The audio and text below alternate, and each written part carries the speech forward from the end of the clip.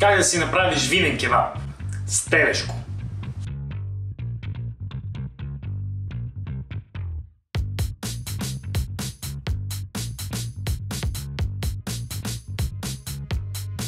Първо, винаги е по-добре месото ти да е на стайна температура, без значение какво ще готвиш. Мускулните влакна се отпускат и става по-крехко. По-лошото е обаче, че като тръгнеш да го запържваш, колкото и да ти е загрял тигана, студеното месо ще го охлади и вместо да се запържва, започва да се вари. Когато имаме бавно готвене, тези жилки не е нужно да ги махаме. В сухожилията има колаген, който всъщност ги прави толкова жилави. Само че при дълга термична обработка, колагена се разпада на желатин. И това сухожилие става крехко като желирано бомбонче. По-малки парченца е по-добре. Ще има повече повърхност, която да се запържи и ще има от това вкусно кафеличко. Ей това ли ти? Ей това. Затова не го режа.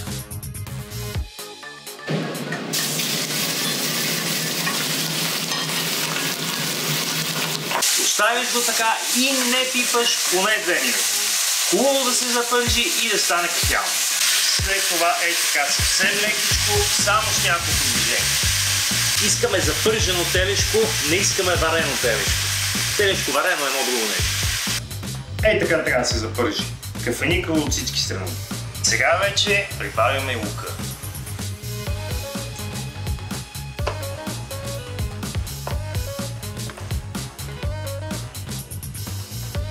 Няма такова нещо като вино за готвене. Помисли малко де, ако виното не ти харесва за пиене, що да ти харесва за готвене? Сега не казвам да купиш най-скъпото вино за винения кебаб, ама не дей да готвиш вино за 2 лева. Изсипваме виното и сега вече може да сложим сол. Солта изкарва водата от месото, затова не я сложих на вода.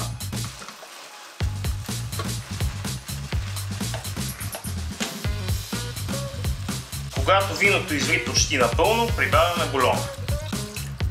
Ако имаш телешки, супер. Ако имаш пилешки, пак супер. Зеленчуков също става, само не бульон на купчета.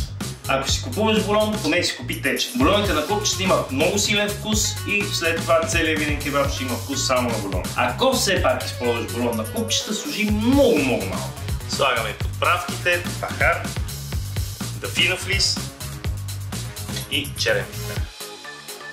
Сега, кебаба и така ще стане добре. Обаче, ако искаш да стане супер вкусен, ще го пресипаме в една тавана. И сега го завивам с фолио и го оставям във фурната за 2 часа на 200 градуса.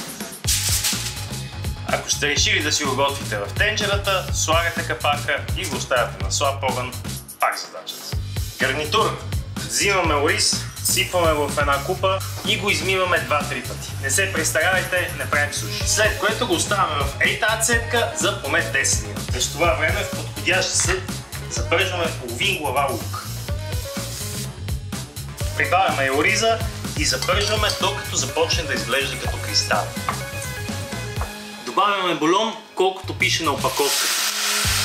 Обикновено е 3 към 1, понякога обаче е 2 към 1. Пак слагам малко черен пипер и един дафинов лист. Захлупвам с капака и го оставям така на висока температура, докато кипне. В момента, в който кипне, го намалям на 1 и го оставям така за около 15-20 минути. След това изключваме котлона и оставяме така още 5 минути.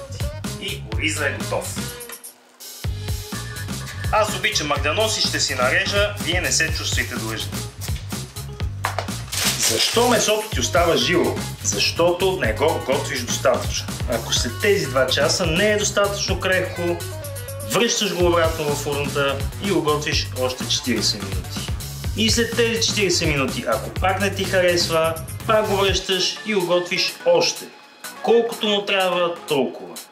Много хора слагат доматено пюре на винения кебаб, аз обаче предпочитам да сложа домати на купчета. И сега също слагам малко червено вино, просто има по-различен аромат, когато не се е готви. Ей, сега можеш да го опиташ на вкус, ако трябва да се добави сол. Връщаме във фурната за още 15 минути. Сега, как да сгъстим кебаба? В една касерола слагаме маслото. 2 равни лъжици брашно. Леко запържваме, без да хваща цвят. Оставяме да се охлади. Изсипваме водата и разпръкваме.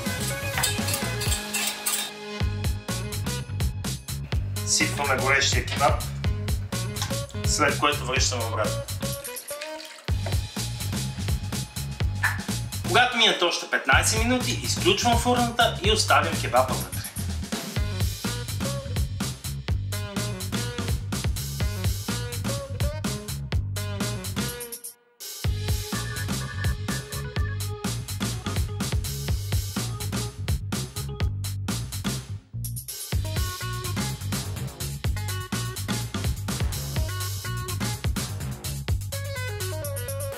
И за тая работа трябва хляб. Това е.